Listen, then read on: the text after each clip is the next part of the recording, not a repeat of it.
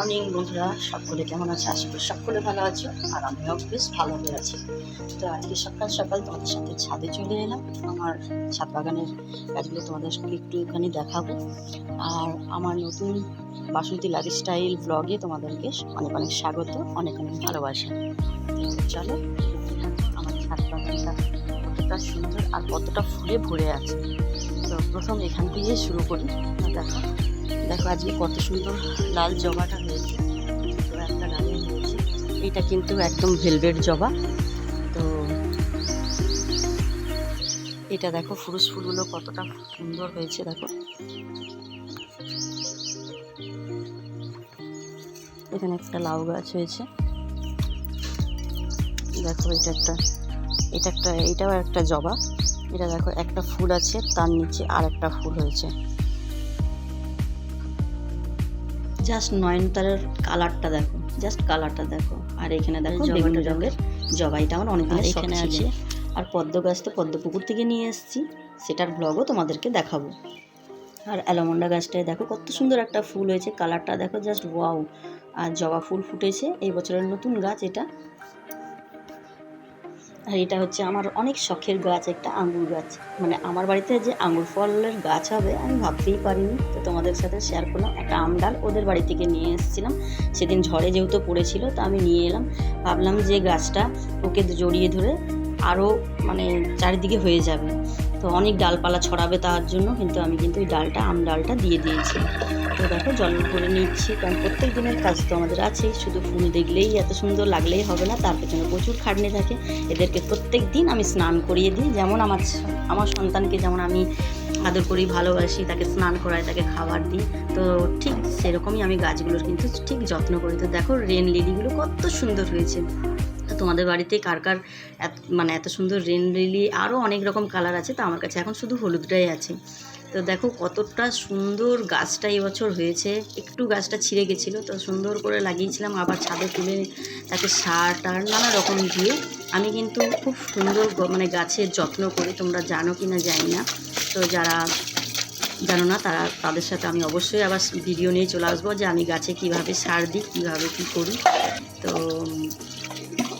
কাজের মধ্যে সকাল হলেই কিন্তু প্রচণ্ড রোদ চলে আসে, আর প্রত্যেকটা দিন আমার কিন্তু ঠিক রোদ উঠে তারপরেই আমার কাজ করতে ইচ্ছা করে, কারণ সারা রাত ঘুমাতে পারে না, এত গরম। তো কিছু করার নেই, তার জন্য কিন্তু একটু বেলা হয়েই যায় আমার।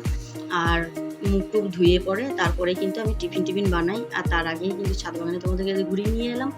আর ফুল তো সেই সময়তেই আমি তুলে নিই। তো আজকে আর তোলা হয়নি, আমি ফুলগুলো তোমাদেরকে দেখালাম। ভাবলাম যে আগে কাজটা সেরে নিই, তোমাদের সাথে গল্প করতে করতে জানতে আমি কাজগুলো কিন্তু সেরেই নিলাম। তো বাসি বাসন আমি রাত্রেবেলাতে ধুতে পারি না, কারণ খেয়ে উঠে আমি কোনো দিন বাসন ধুই না। আর এটা আমার ভালো স্বভাবও বলতে পারো, খারাপ স্বভাবও বলতে পারো। খেয়ে পরে মনে হয় একটুখানি রেস্ট নিই। তো দেখো সব বাসনগুলো ধোয়া হয়ে গেল। কারণ ধোয়ার পরে এবারে অনেক কাজ থাকে, টুকিটাকি তো কাজ থাকেই আমাদের, তাই না? তো দেখলাম যে চিনিগুলো পড়ে আছে, কারণ গ্রীষ্মকাল, এরপরে তো পিঁপড়ে লেগে যাবে। তাই জন্য ভাবলাম চিনিগুলো কৌটোর মধ্যে ঢেলে দিই। আর গাঁঠিয়া এনেছিল, সেই গাঁঠিয়াটাও ভাবলাম যে ঢেলে দিই, তো সেই জন্যই ঢেলে দিলাম। আর বন্ধুরা, তোমরা কে কে ছাদ বাগান ভালোবাসো, তা কারা কারা এই গাছের চর্চা নিয়েই বেশি ভালো তোমরা থাকতে ভালোবাসো, অবশ্যই তোমরা কমেন্ট করবে। আর আজকের ব্লগ তোমার কেমন লাগলো? আর একজনের সাথে তোমাদের পরিচয় করে দিই। এ হচ্ছে আমার বাড়ির আরেকজন সদস্য, এর নাম হচ্ছে মিঠু। সারাদিন বোতল নিয়েই খেলা করতে থাকে, আর এত খেলতে ভালোবাসে যে কিছু বলার নেই। বোতল থাকলে ওর কিচ্ছু লাগে না।